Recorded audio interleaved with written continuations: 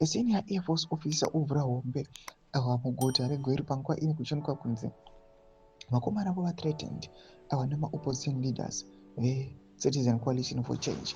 Kunyange panguva ino nyasi kuonekwa kunzi it has been destroyed at the ruling party, but panguva ino vachinodestroya his farmland. Chitiko chinozobuda pachena pamwe chete nekukepcha nekutora his family zvinozobuda pachena kuti these guys the ruling party ZANU-PF kana kuti vakomana vakabata vari pakutonga panguva ino vagara vanotya vanhu veopposition kuti vosubscribe like what on the bell kuti inondemira mubanyara chiti.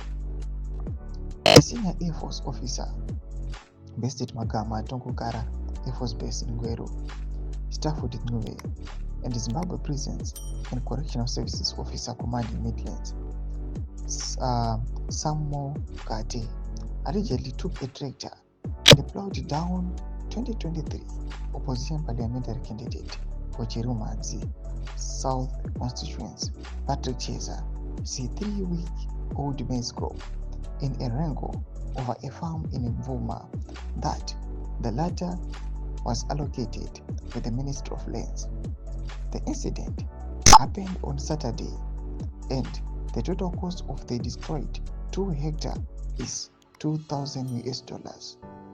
The two senior security officers drove to Cheza's farm using unmarked new Ford Ranger, which government is splashing on senior civil servants, musicians, and ZANU-PF officials. The matter was reported at Mvuma Police Station under RRB 5909845.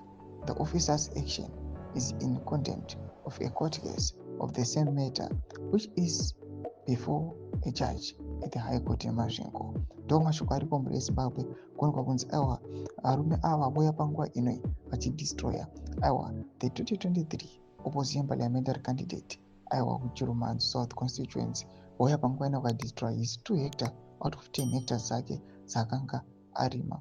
Chitiko chashamisa vanhu vakashaya kuti haimene kuti beef yacho irimbori paipi. Nakumesa kisha medu mbudza mafungiro ema tudi pamusoro pechitiko ichi. So unsubscribe or like cheta on the bell icon.